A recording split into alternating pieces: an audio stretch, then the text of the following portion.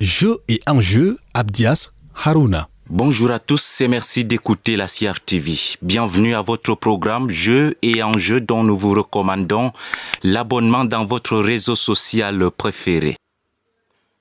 C'est une pandémie vieille mais qui mobilise encore de multiples efforts dans le sens de son éradication. Découvert en 1983, le VIH-Sida n'a pas eu la même chance que d'autres virus d'avoir un vaccin. Qu'est-ce qui coince? Est-il devenu finalement un enjeu géostratégique? Quels sont aujourd'hui les enjeux géopolitiques et sécuritaires liés à la pandémie du VIH-Sida et à la riposte qui lui a été opposée? L'ambition de l'OMS, l'Organisation mondiale de la santé, de mettre fin à cette maladie en tant que menace pour la santé publique d'ici 2030 est-elle réalisable? Voilà entre autres questions au cœur de ce numéro de Jeux et enjeux. On en parle. On en parle avec Simplice Ayangma Bonoho, historien, membre de plusieurs associations et sociétés savantes. Ses domaines de recherche sont l'histoire de la santé et des politiques de développement sanitaire en Afrique centrale dans une perspective transnationale, l'histoire des organisations internationales et l'histoire de l'humanitaire et du travail social. Il est l'auteur de l'OMS en Afrique centrale, histoire d'un colonialisme sanitaire international de 1956 à 2000, ouvrage publié aux éditions Kartala. Bonjour, docteur Simplice Ayama Bonoho. Oui, bonjour, monsieur Haruna. Merci bien d'être en ligne avec nous de Sherbrooke au Canada. Première question, comment la santé est-elle devenue un enjeu géopolitique? Dans le cadre de mon récent ouvrage, j'ai situé les origines de la géopolitique de la santé publique mondiale à l'époque des grandes épidémies, c'est-à-dire la peste et le choléra notamment, subies par les pays occidentaux à partir du Moyen Âge. Les préoccupations réelles de santé vont pour leur part émerger au milieu et à la fin du XXe siècle. Le commerce, les transports et leurs corollaires, l'augmentation de la rapidité des déplacements et la croissance des flux transnationaux des personnes et des biens vont en effet favoriser l'importation des épidémies à l'origine des premières conventions sanitaires internationales. La lutte contre ces épidémies en Europe a en effet favorisé la diffusion d'un nombre incalculable de présupposés et notamment les principes de la solidarité des riches à l'égard des pauvres.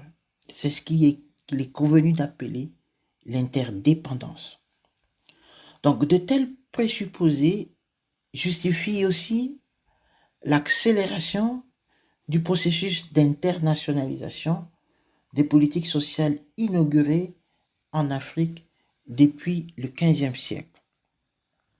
La lèpre, la peste, le typhus, la syphilis, la fièvre jaune, le choléra, etc., vont ainsi créer l'idée d'une civilisation érigée en normes sanitaires internationales et diffusée à partir de 1851 par la première conférence sanitaire internationale tenue à Paris, puis à partir de 1907 par l'Office international d'hygiène publique qui avait son siège dans la même ville. Cette institution va, dès les premières heures, servir de cadre à la domination de certains territoires, la Turquie notamment, sous prétexte de civilisation ou d'hygiénisation. L'idée de base était de cibler la source des maladies infectieuses dans leur nation d'origine. De tels projets, d'abord initiés par les gouvernements coloniaux européens, sont repris plus tard, donc dès 1923, par l'Organisation d'hygiène de la Société des Nations, fille aînée de l'Organisation mondiale de la santé, qui lui succède en 1948. Dans cette configuration, docteur Simplice Ayama Bonoho, quel est le poids de la mondialisation selon vous? La conférence de Paris de 1851 avait en effet servi de cadre au rassemblement des empires qui avait développé tôt des relations commerciales et maritimes dans la Méditerranée et la mer Noire et qui était convaincu que l'uniformisation des régimes sanitaires dans ce secteur allégerait les charges de la navigation en sauvegardant la santé publique des États européens respectifs. Il était en effet question d'établir le maximum de protection de la santé publique avec le minimum d'entraves pour les relations commerciales et la libre circulation. Ces premières conventions et conférences sanitaires internationales visaient donc des objectifs clairement libéraux que ne cachaient pas leurs promoteurs. Les colons avaient ainsi défini les termes d'une politique sanitaire dans les colonies en étroite collaboration avec les intérêts économiques et mercantilistes des métropoles d'abord, puis ceux de leurs alliés américains surtout. Ce qui s'observe dans la période d'avant se reproduit par la suite ou à la suite de la création dès 1948 de l'OMS. La stratégie de la santé pour tous, lancée vers la fin des années 1970, coïncide fort bien avec l'émergence du néolibéralisme en tant qu'orthodoxie économique et politique dominante. Dès 1980, le domaine de la santé publique tombe sous l'influence des institutions financières internationales, c'est-à-dire de la Banque mondiale et du Fonds monétaire international, qui privilégient le secteur privé en proposant des solutions axées sur le marché. Une option qui, en hypothéquant le développement de la santé au Sud et en Afrique spécifiquement, vient renforcer le biais capitaliste et mercantiliste de la gestion sanitaire dans le continent. Alors, quels sont aujourd'hui les enjeux liés à la pandémie du VIH-Sida et à la riposte qui lui a été opposée? L'influence du néolibéralisme sur la santé à l'échelle mondiale et spécifiquement à l'échelle du continent africain est restée d'une actualité brûlante. C'est dans ce contexte qu'émerge l'épidémie d'Ebola, identifiée pour la première fois en 1976, puis du VIH-Sida, identifié au début des années 80. L'émergence de ces fléaux suit en effet la logique de la trajectoire tracée par les systèmes africains de santé, littéralement sapés par les réformes néolibérales intervenues entre la fin des années 70 et le début des années 80. Le virus du sida constitue en effet l'un des premiers de ces virus taxés d'émergents. Comme celui d'Ebola, sa surveillance et son anticipation, on dit en anglais preparedness, annonce en réalité l'avènement d'une nouvelle clinique mondiale baptisée Global Hub, essentiellement marquée par une augmentation sans précédent de fonds pour la santé dans le Sud et en général au grand désarroi des systèmes de prise en soin des malades et des professionnels de santé. Ceci justifie, en partie au moins, l'engouement des pays du Nord à vouloir contenir les nouveaux virus apparus dans les pays du Sud avant qu'ils ne se répandent dans le reste du monde. Ce retour en force du spectre de la tropicalité justifie en grande partie au moins l'intervention dans la riposte contre ces fléaux des bailleurs de fonds étrangers, des organisations internationales de santé et autres organisations humanitaires dont l'OMS et l'ONU-SIDA sont les plus représentatifs, du moins pour le cas du VIH-Sida. Le VIH-Sida est identifié depuis 1983, je l'ai précisé dans mon introduction. À date, aucun vaccin. Le Covid-19, lui, en a déjà, tant mieux pour lui. Qu'est-ce qui coince pour le VIH-Sida? Il est difficile de se prononcer aujourd'hui sur les raisons qui justifient l'inexistence d'un vaccin pour lutter contre le VIH-Sida. Les sources les plus abondantes évoquent la complexité du virus, c'est-à-dire sa diversité génétique ou encore son fort taux de mutation. Ce qui est utile de retenir cependant est que la recherche vaccinale se poursuit. De nombreux essais menés jusqu'ici ont été peu concluants.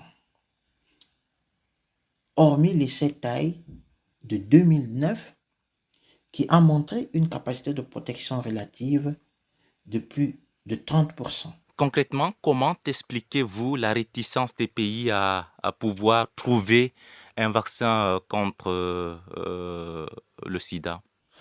Peut-on dès lors le considérer comme de la réticence? Je ne le pense pas. Ce que je crois par contre, c'est que des efforts ont été engagés dans le sens, même dans les pays les plus concernés par ce fléau, en dépit de la question des moyens de recherche, parfois très énormes, que cela peut nécessiter. Le cas du Vanivax du professeur Victor Anoumangou est là pour nous rappeler ces efforts. Le mépris d'une certaine communauté internationale vis-à-vis de ces efforts locaux, par exemple, fait que de tels efforts ne bénéficient jamais de l'attention ou du soutien financier qu'il leur faut. Comment interprétez-vous les rapports de force internationaux autour de la question de la lutte contre le sida, docteur Simplice Ayama Bonohor? Oui, la question du VIH-Sida, comme celle des autres problématiques de santé publique en Afrique en général, relève plus d'un ordre social négocié que d'un simple diktat. Mon parti pris méthodologique et théorique est que les partenariats occasionnels ou stratégiques avec les bailleurs de fonds étrangers intervenant dans ce secteur devraient avant tout tenir compte de la dimension instrumentale des leaders africains.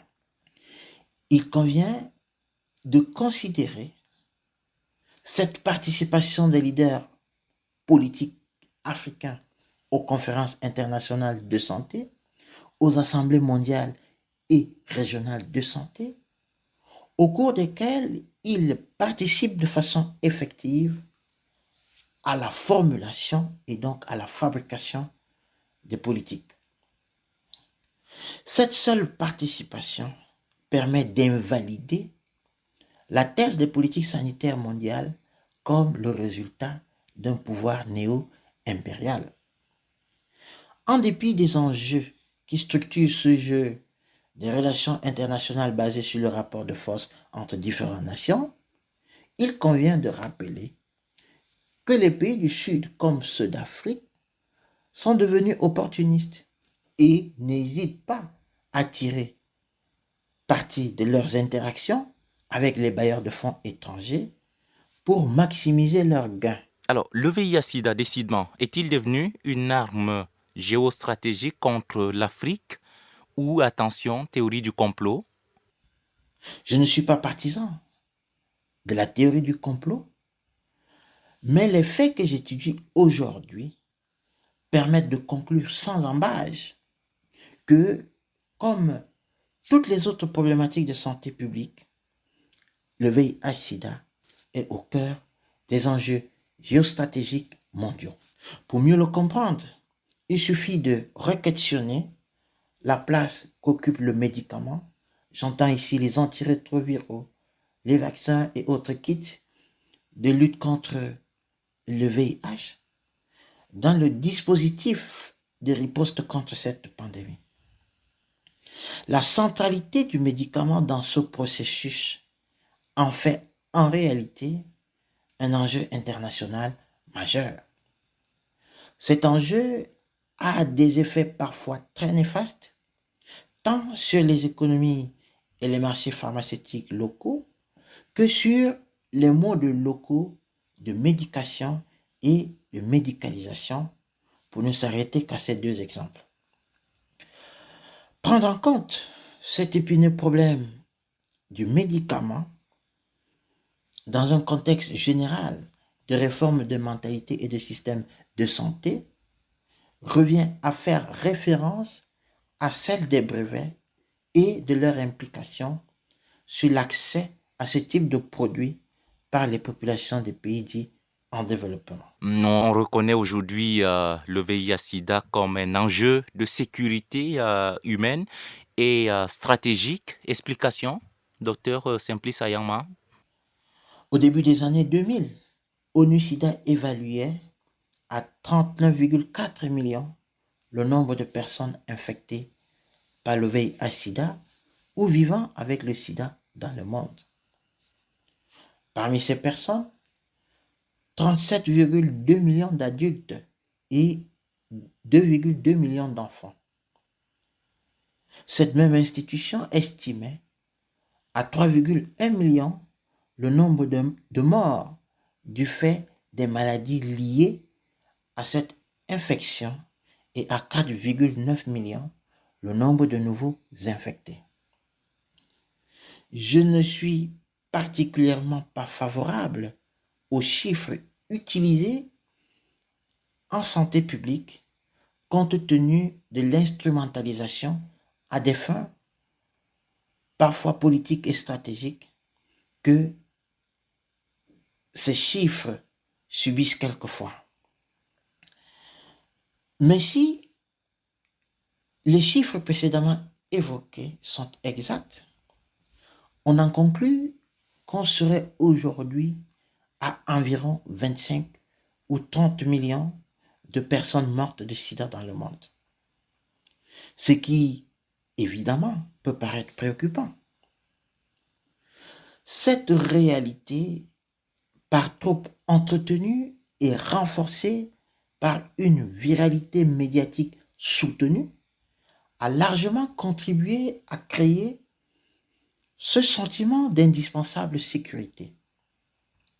Et éradiquer la pandémie du VIH-Sida est donc devenu l'objectif principal des politiques globales de santé, et l'Afrique en particulier a été classée au rang des priorités du système mondial de financement sous le prétexte de la sécurité sanitaire mondiale, car elle apparaît aux yeux d'une certaine opinion comme dangereuse et mortelle pour les Occidentaux surtout. Alors, dans cet imbroglio géopolitique, quelle est, à votre avis, l'efficacité de l'OMS, l'Organisation mondiale de la santé? Parler d'efficacité en faisant référence à l'OMS voudrait vouloir dire que vous la considérez comme un acteur à part entière et capable d'initiative. Le piège à éviter justement, lorsqu'on s'intéresse à l'histoire des organisations internationales, c'est d'appréhender ces institutions comme des acteurs. Elles sont plutôt des sortes d'arènes sur lesquelles s'affrontent diverses rationalités ou des intérêts nationaux divergents. Dans ce contexte, le but recherché ne saurait être l'efficacité, mais bien autre chose. Quand bien même ce serait là le but recherché, c'est-à-dire l'efficacité, les chances que les résultats recherchés ne soient jamais atteints sont grandes.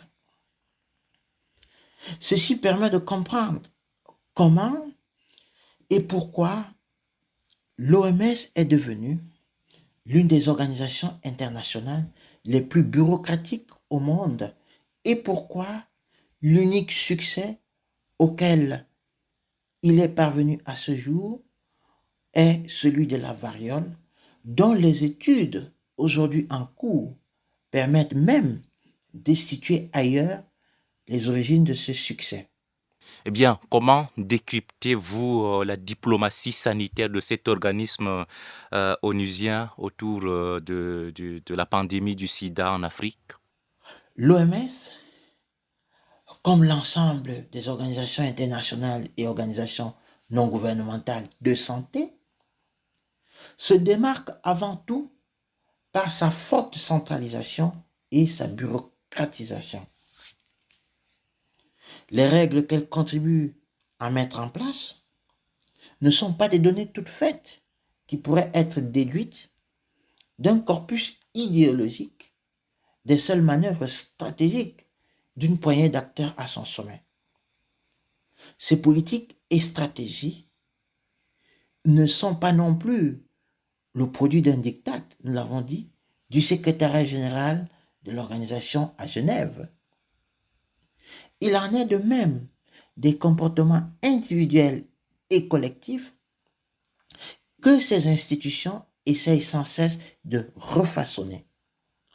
C'est en tenant compte de cette réalité que j'ai essayé de mettre en valeur le fait que ces règles qui déterminent ce que l'individu socialement situé est en droit d'attendre en matière de politique publique internationale de santé est fonction de sa culture, de ses besoins, même si ceux-ci n'ont pas cessé de se modifier au fil des époques et des interactions suivant des processus de plus en plus dynamiques. Vous qualifiez son travail, le travail justement de l'OMS, d'impérialisme colonial. Pourquoi?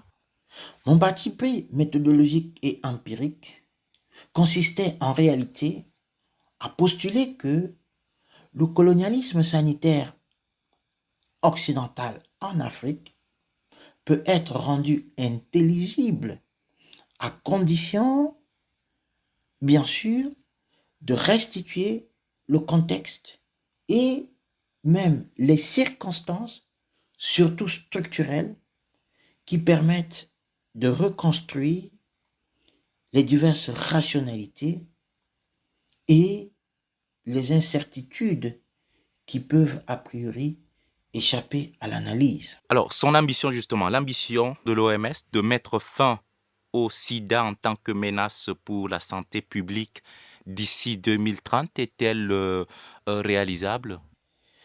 L'historien que je suis ne travaille évidemment pas sur les données du futur, même si certains collègues ont pris l'habitude de s'aventurer dans des analyses prospectives.